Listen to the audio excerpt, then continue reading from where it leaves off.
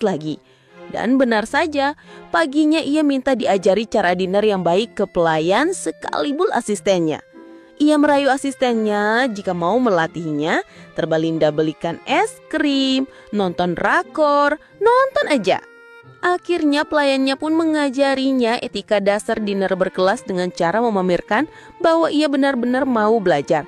Ia pun sudah biasa menggunakan sendok dan garpu dengan benar.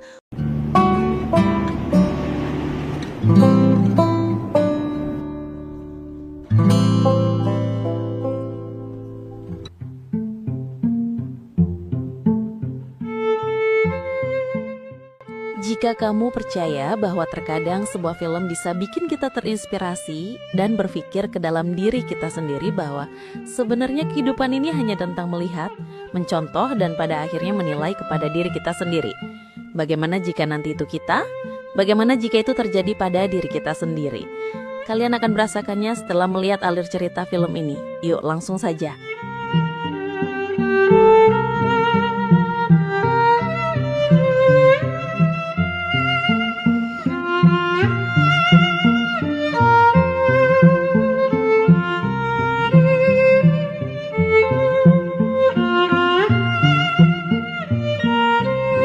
Jadi gini ceritanya. Jadi cerita bermula dari seorang gadis bernama Belinda. Rambut lepek, sekujur tubuhnya yang bau sampah. Tentu saja ia sangat kaget berada di dalam mobil mewah karena dia adalah seorang gelandangan. Hingga supernya pun tak kuat dengan aroma sampah yang melekat di tubuhnya. Tapi sabar dulu, kali ini gembelnya bukan gembel biasa. Benar, rumah ini dan seisinya adalah milik Belinda. Belinda baru saja menemukan fakta setelah bertahun-tahun hidup menggembel. Ternyata dia adalah anak dari seorang konglomerat kaya, pemilik perusahaan properti terkaya di Filipina. Namanya adalah Pak Enrico Buenavista. Akhirnya mereka berdua bertemu setelah bertahun-tahun terpisah. Dan pelukan hangat ayahnya adalah awal dari berakhirnya nasib buruk yang diterima sama Belinda selama ini. Ya walaupun Mbak Belinda salah peluk orang. Mbak yang itu mbak. Alah, Belinda tentu saja sangat kaget ketika diantar ke kamarnya yang sangat mewah. Ia bingung karena ada Google Assistant di kamarnya, sebuah teknologi yang membuatnya risih dan langsung memukulnya begitu saja. Semua berujung di saat mereka bersama-sama untuk pertama kalinya makan malam. Belinda terlihat terkena luka bakar. Bagaimana tidak? Ia bingung saat mandi harus menggunakan shower dengan banyak tombol, yang akhirnya membuatnya mandi pakai air mendidih. Oh, pekok. Ibu tirinya hanya tertawa, sedangkan adik tiri Belinda mulai jijik dengan kelakuan gembel ini saat melahap makanan. Kayak gak pernah makan dari kelas 4 SD.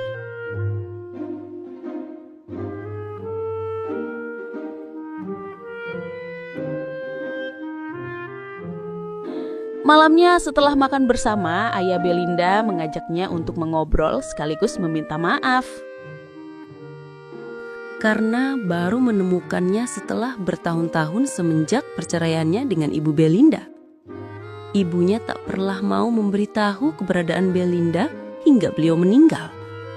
Kini ayahnya benar-benar ingin mencurahkan seluruh kasih sayangnya pada Belinda yang selama ini dia tidak pernah mampu memberi pada anak kesayangannya itu. Sebagai welcome gift, ayahnya memberi Belinda jam tangan yang sangat mahal sebagai hadiah pertama yang bisa ayahnya berikan kepadanya. Karena Belinda terbiasa tidur di emperan toko, ia ternyata tak terbiasa tidur di kasur yang empuk. Ia pun memilih tidur di lantai karena lebih nyaman.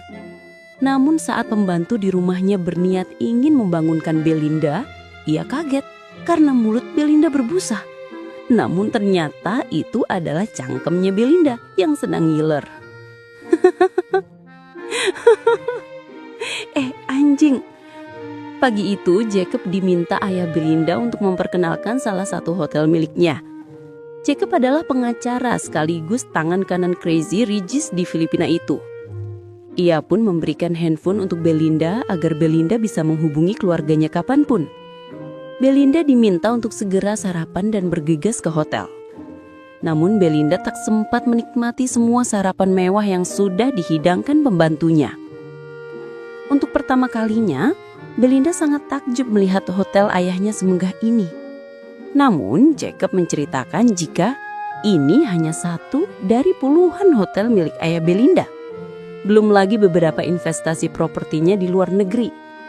Sesaat kemudian, ayah Belinda datang. Ayah Belinda meminta maaf karena beberapa hari ke depan tak bisa menemani putrinya untuk melihat usaha ayahnya. Ditambah lagi karena wakil direktur operasional yang belum lama ini mengundurkan diri, ia menjadi kewalahan. Ayahnya pun punya ide untuk meminta bantuan Jacob melatih Belinda agar ia mampu untuk menjadi wakil direktur yang posisinya kosong. Sekaligus menyiapkan putrinya karena mau bagaimanapun Belinda harus siap menjadi pemaris semua bisnis ayahnya.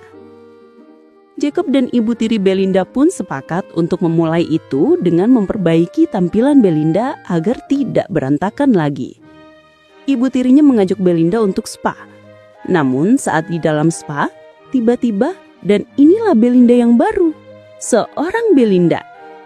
Belinda yang siang itu juga ayahnya berpamitan pergi beberapa minggu untuk melakukan perjalanan bisnis. Jacob pun akhirnya membantu Belinda untuk mengenalkan bagian-bagian di dalam hotel.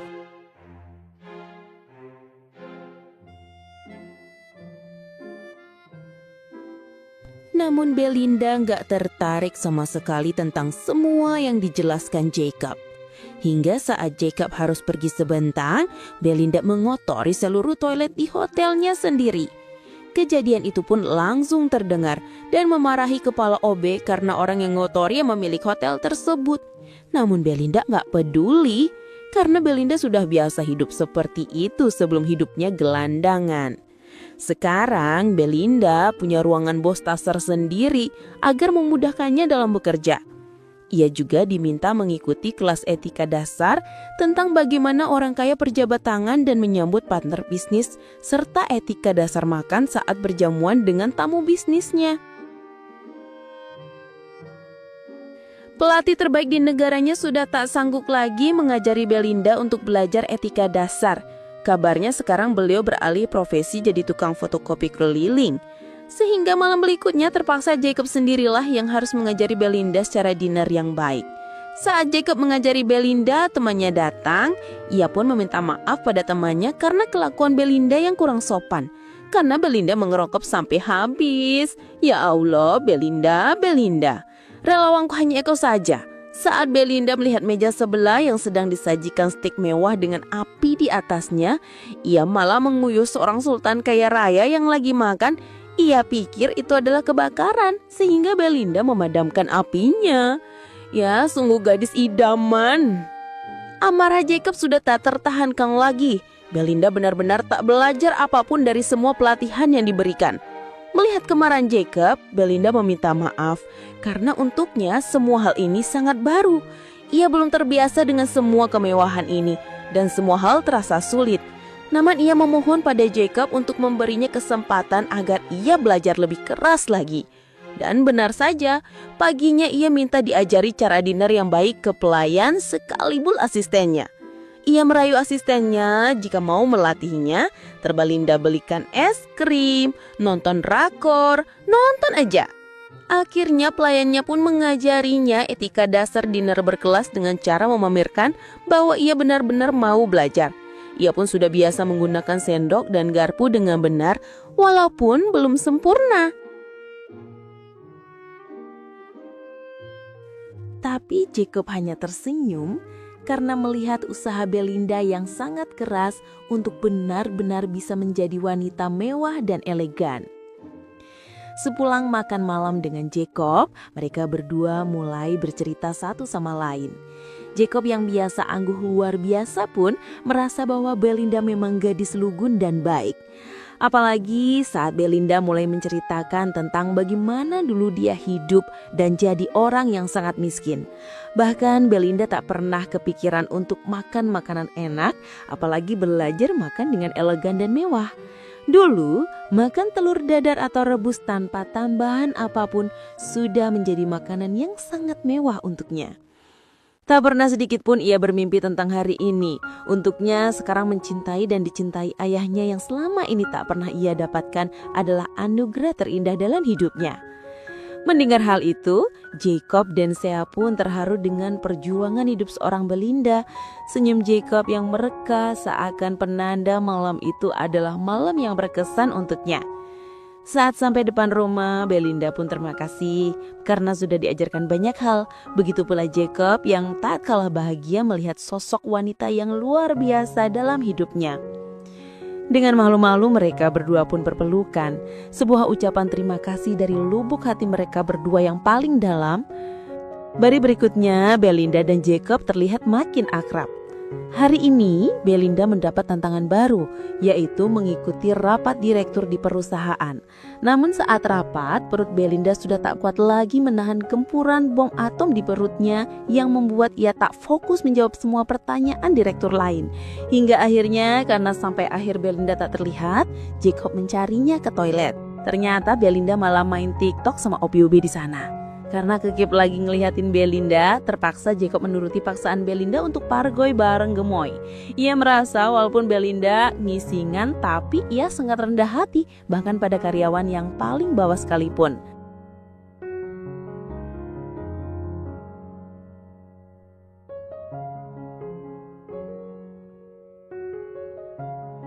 Pagi harinya ayah Belinda pulang. Ia pun sangat senang karena mendapat laporan jika progres Belinda sangat baik. Ayahnya mengatakan jika ini sudah waktunya mengenalkan Belinda untuk pertama kalinya ke para pemegang saham. Hari paling penting sekaligus bersejarah untuk keluarga Buena Vista pun tiba. Untuk pertama kalinya dengan bangga, Enrico Buena Vista memperkenalkan wakil direktur operasional sekaligus calon penerusnya di masa depan. Ya, walaupun keplecah sedikit, nggak ngaruh. Tepuk tangan dari seluruh pemegang saham pun riuh memenuhi ruangan. Namun, kebahagiaan Jacob berubah seketika saat ibu tiri Belinda datang menemuinya dan mengatakan bahwa semua berjalan sesuai rencana. Wajahnya mulai berubah seakan dilema tentang sesuatu terjadi. Bahkan Belinda mengenali jika ada yang aneh pada Jacob. Tak hanya itu, adik tiri Belinda pun sengaja memaksa Belinda minum minuman yang sangat banyak sehingga Belinda tak terkendali lagi. Ia pun mulai berjoget di atas panggung dan direkam oleh adik tirinya. Malam harinya adik tiri Belinda dimarahi habis-habisan karena mempermalukan Belinda di dalam rapat penting. Belinda yang menyendiri di kamar tak tahu harus berbuat apa. Dengan video mabuknya viral, akhirnya ia memutuskan untuk kabur dari rumah. Namun, dia terpergok oleh tukang kebun di rumah itu. Akhirnya seluruh keluarganya pun keluar. Mereka semua mencegah Belinda pergi. Ayah Belinda pun mengajak ngobrol empat mata dengan Belinda. Ayahnya berkata, ia tak berharap Belinda menjadi sempurna. Apalagi Belinda baru mengenali dunia bisnis ini. Tak apa jika kita melakukan kesalahan, karena dari situ kita akan belajar. Belinda pun berjanji untuk bisa memperbaiki semua kesalahan-kesalahan yang sudah ia lakukan. Ternyata, pertemuan ibu tiri Belinda dan Jacob di acara pertemuan pemegang saham bukanlah pertemuan biasa. Di suatu malam, akhirnya mereka bertemu di tempat yang tak diketahui siapapun. Ibu tiri Belinda takut jika Belinda kabur dan itulah alasan kenapa Jacob diminta untuk segera melakukan rencana selanjutnya. Jika berhasil, Jacob akan ia promosikan jadi wakil direktur. Namun jika gagal, ibu tiri Belinda akan menuduhnya menjadi dalang perencanaan semua ini.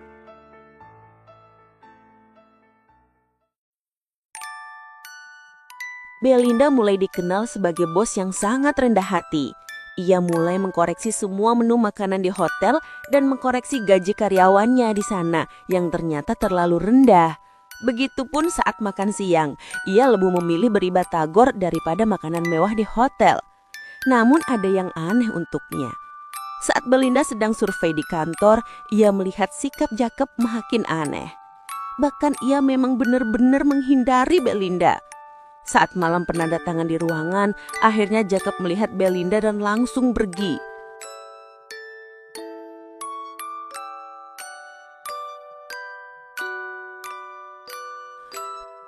Suatu malam, saat Belinda sedang galau karena Jacob mulai menghindarinya, tiba-tiba adik tirinya pulang sambil menangis. Ia bercerita jika dia baru saja digoda oleh pria di tempat bar. Mendengar hal itu, Belinda langsung menuju tempat itu dan menghajar pria yang mengganggu adiknya. Belinda lalu menghubungi Job atas kejadian semalam yang mengganggu adiknya. Dengan sigap, Job datang menemui Belinda. Namun ternyata Belinda tak sedang ingin membicarakan adiknya. Ia hanya ingin bertemu Job dan menanyakan sebenarnya apa yang terjadi. Ia tak mau lagi dicuekin Job. Untuk memecah suasana, ia pun melempar bubrak warna-warni ke wajah Job. Dan benar saja, suasana mulai mencair dan mereka tertawa berdua bersama. Tak sadar seperti film India, mereka terjatuh. Hanya kata maaf dari Job yang keluar dari bibirnya. Ia benar-benar tak bisa mengungkapkan perasaannya. Namun satu hal yang Belinda harus tahu, Job benar-benar mencintai Belinda. Hanya hal itu yang bisa ia ungkapkan sekuatnya dan sejujur-jujurnya dirinya. Malam yang tak pernah Belinda inginkan pun terjadi. Saat Belinda sedang rapat dengan semua jajaran direktur untuk menaikkan gaji pelayan dan OB di kantornya, tiba-tiba ayahnya datang dengan penuh amarah. Ayah Belinda memaki-maki Belinda. Ia benar-benar tak tahu apa yang terjadi hingga ayahnya mengatakan bahwa ia kecewa dengan kelakuan Belinda yang mengatasnamakan kenaikan gaji dengan nama karyawan palsu, pengadaan laptop, dan semua korupsi yang dilakukan Belinda selama ini lebih dari 10 miliar sebulannya. Ia mengkorupsi uang perusahaan. Ayahnya sangat kecewa. Penjelasan apapun dari Belinda sama sekali tak didengarkan. Belinda pun hanya bisa menangis dan pergi tanpa satu patah kata pun di bibirnya. Saat sedang berjalan pergi, tak sengaja Belinda mendengar pembicaraan ibu tiri Belinda dengan Job. Ternyata ibu tirinya lah dalang dari rencana ini. Ia sengaja membujuk ayah Belinda agar mengangkatnya menjadi wakil direktur dan menyuruh Job melatihnya. Ia memanfaatkan Belinda yang belum tahu detail seluk-beluk laporan keuangan untuk dipalsukan 10 miliar sebulannya. Dan Job mengatakan pada ibu tiri Belinda, hal itu tak adil untuk Belinda. Mendengar hal itu, hati Belinda hancur. Job mencoba menjelaskan semua yang terjadi. Namun Belinda tidak mau mendengarkan apapun. Belinda tak mau membiarkan masalah ini berlarut. Ia memberanikan diri menemui ayahnya dan meminta maaf jika dirinya mengecewakan ayahnya selama ini. Belinda hanya ingin mengatakan bahwa ia tak pernah menginginkan harta ayahnya sedikitpun. Ia hanya membutuhkan kasih sayang dari ayahnya. Hanya itu yang ia butuhkan. Bertemu dengan sang ayah adalah anugerah terindah yang tak pernah ia lupakan. Namun kata maaf itu tak pernah upuh ayahnya. Ia hanya diam dengan bahasa isak tangis yang tak bisa terbendung. Menemani Linda yang hancur melihat yatim piatunya, Linda pun hanya mengalihkan jam tangan hadiah ayahnya. Malam itu juga, Belinda memutuskan untuk pergi dari rumah besar itu. Tak ada kata yang terucap, hanya pelukan hangat dari adik tirinya yang akhirnya menyadari kejahatannya selama ini. Besok adiknya selalu berperilaku buruk pada kakaknya, namun Belinda selalu ada dan membelanya. Begitu pelayan setia di rumah itu yang tak ingin Belinda pergi, hanya karena bos dan juga menjadi teman yang sangat dekat dalam keadaan apapun. Akhirnya Belinda kembali ke tempat di mana ia berasal. Sebuah perkampungan kumuh tempat gelandangan pengemis dan nelayan miskin menjadi satu. Belinda siap menjalani kerasnya kehidupan lagi. Namun setidaknya perkampungan ini hanya berisikan senyuman penuh kejujuran, tidak ada tipu daya. Hanya kehangatan bersama keluarga, tak sedarah namun lebih dari apapun, bersama senja yang tak pernah berbohong tentang keindahannya. Akhirnya Jacob membulatkan tekad untuk membongkar semua kebusukan ibu tiri Belinda pada ayahnya. Sekaligus Jacob mengundurkan diri dari pekerjaan yang super elit itu. Karena ia tak mau lagi menyakiti hati Belinda. Bulan demi bulan, Belinda nikmati dengan kebahagiaan tanpa ada dusta. Hingga suatu pagi tiba-tiba ayah Belinda datang. Akhirnya ia mengetahui semuanya dan sudah memasukkan ibu tiri Belinda dalam penjara. Maaf, aku tak pernah menjadi ayah yang melindungi anaknya dengan baik. Maaf, aku tak pernah mencarimu lebih cepat. Maaf atas semua tuduhan tanpa bukti padamu dan maaf, tak pernah menjadi ayah yang bisa kau banggakan. Ayahnya pun mengajak Belinda untuk pulang ke rumahnya lagi. Namun Belinda ingin menegaskan satu hal pada ayahnya. Belinda selalu sayang ayah. Yang ia butuhkan hanyalah dekapan ayah. Itulah kenapa ia tak pernah peduli seberapa besar harta atau apapun yang hinggap di hidupnya. Ia minta izin untuk tak pulang ke rumah dulu. Ia ingin sekolah di kota kecil dekat kampungnya. Setelah lulus, ia berjanji untuk mendaftar kerja di hotel milik ayahnya. Ia ingin melayakkan dirinya agar siap membantu ayahnya di kemudian hari. Namun, ia akan sangat bahagia jika bisa menikmati prosesnya. Tak ada kata yang bisa mereka ucapkan. Tak ada kalimat yang jauh lebih berarti dari kata bangga dari ayahnya untuk Belinda. Dan pelukan hangat menyertai utuhnya kembali keluarga mereka, tanpa ada satupun yang akan mengganggu. Rumah yang besar, rumah yang mewah, terkadang bukan hal yang benar-benar kita inginkan untuk berteduh. Rumah yang sebenarnya kita butuhkan adalah kehangatan, kasih sayang, ketulusan yang tak akan pernah lekang oleh waktu. Kita memang harus tetap bersyukur dengan bekerja keras untuk mencapai puncak kehidupan yang sudah Tuhan siapkan untuk masing-masing kita. Namun jangan pernah lupa, rumah akan tetap menjadi rumah, tempat berlindung di kala dunia begitu keras menerpa kita. Karena pada akhirnya, keluarga adalah sebuah kata yang tak akan pernah ada waktunya. Waktu tak akan pernah diulang. Pakailah waktu kita untuk benar-benar menjadi cahaya yang berkilau menghangatkan setiap yang ada di dalamnya selamanya. Saya mengucapkan terima kasih sudah menonton video ini sampai habis. Dan kalau kalian punya masalah, kalian punya pikiran yang berat ya, punya hari yang kurang bagus, gak ada salahnya kalian untuk berhenti sebentar, istirahatin badan sebentar, dan jangan lupa kopi dulu guys.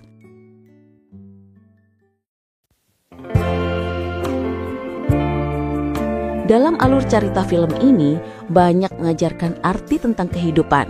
Semoga ini bisa menginspirasi kita semua, dan jangan lupa bantu like, comment, subscribe, dan share ke banyak orang, agar channel Titik Nol Film makin berkembang. Terima kasih banyak. Sehat, bahagia, panjang umur, dan kaya raya buat kita semua. Amin.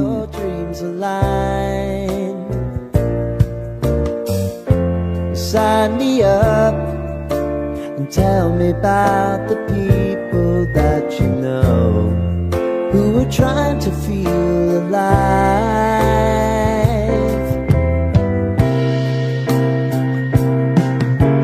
Life can get hard, so honey, if you need to cry, just come share my pillow and rain, rain, go away.